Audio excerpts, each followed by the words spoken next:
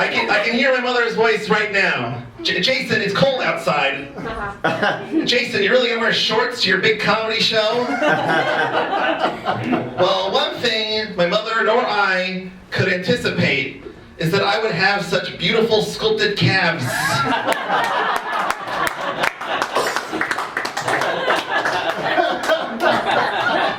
They must be seen.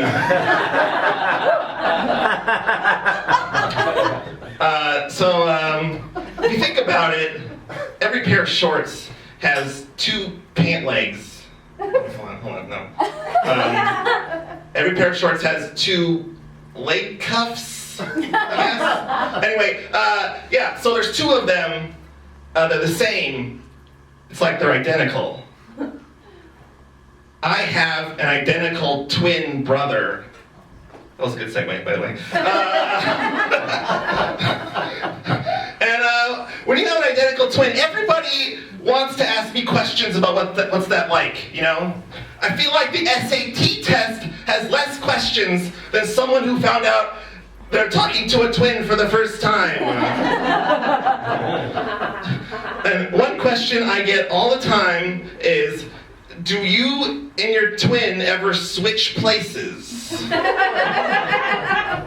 Well, I'm sorry. No, we don't. Because, believe it or not, this guy is the twin with the social life.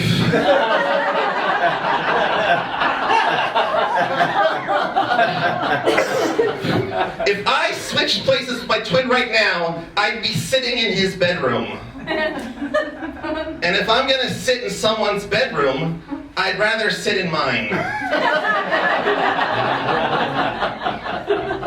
Because I know where the stuff is. And as you can see, I'm wearing a comic book T-shirt. Yes, thank you. I have a very large collection, but it's worth maintaining the collection because these comic book T-shirts work wonders with the ladies. It's like magic, you see? It makes the sexual attraction to me disappear. But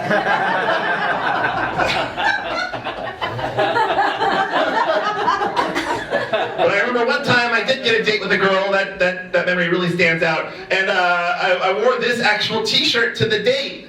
And the date was going badly, I was expecting that. And after a while, she turns to me and she says, "Jason, what are you doing? You know, we're both adults on a date, and you're wearing a comic book shirt, Superman racing the Flash. I want a man who takes relationships seriously." And she got up and she started to leave the restaurant. And I summoned up all my courage and I stood up and I said, "Wait! There's something I have to say to you. Seriously, from the bottom of my heart. You can't call the race between Superman and the Flash silly."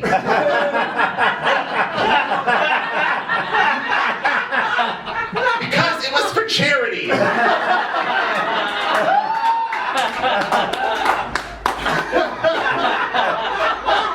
That's it, you can leave. And she was already gone. And it's like they say, when you're in Olive Garden, it's awkward.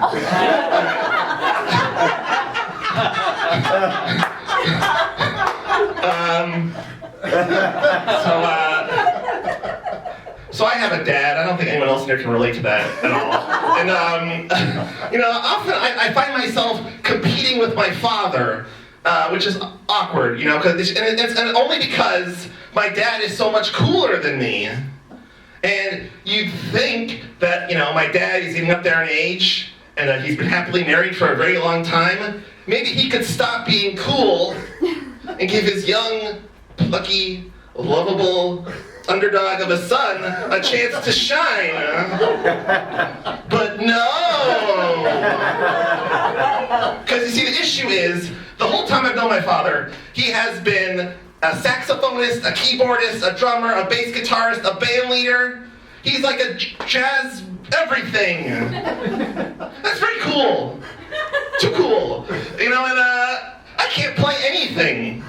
That's not fair. I mean, the closest thing I have is that I can play, or I guess rather perform, the concept of Andrew Dice Clay ordering food at Panda Express.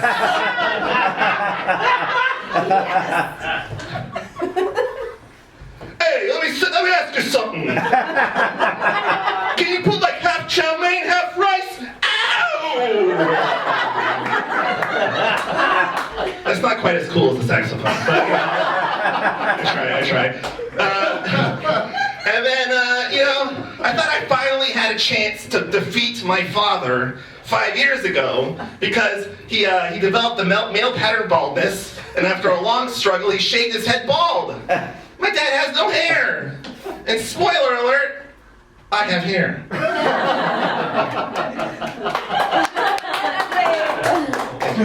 And but then, my dad betrayed me. Because he started wearing a hat. And not just any hat, not like a beanie or a ball cap. No! He started wearing a fedora! Now he looks like Frank Sinatra! Or some gangster on vacation, I don't know. It's terrible. Yeah.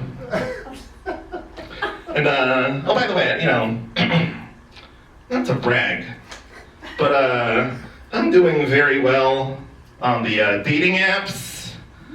Yes, thank you. And when I say doing very well, for a time I was worried the dating apps were broken. I wrote a letter to Mr. OkCupid, and I said, I'm sending messages out fine, but I'm not getting any back.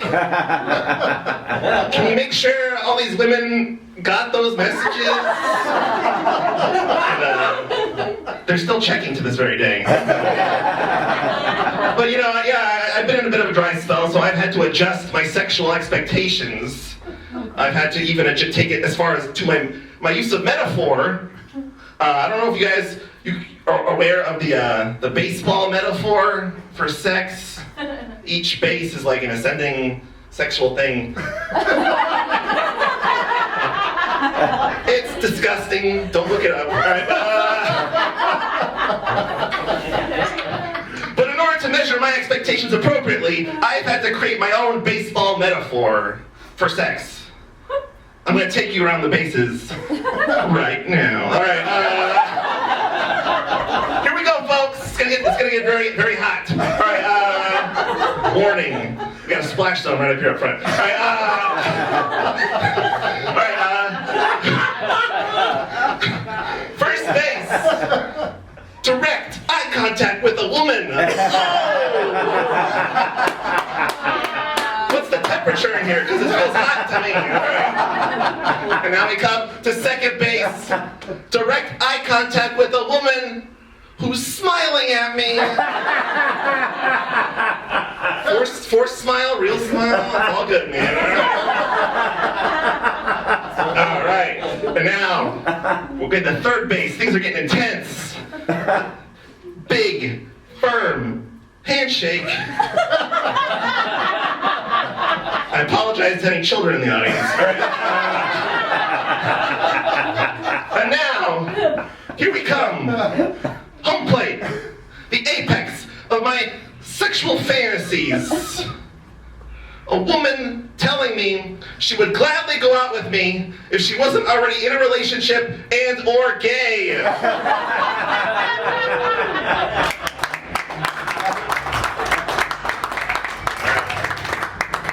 If you orgasm, let me know. I'll pay your dry cleaning. All right.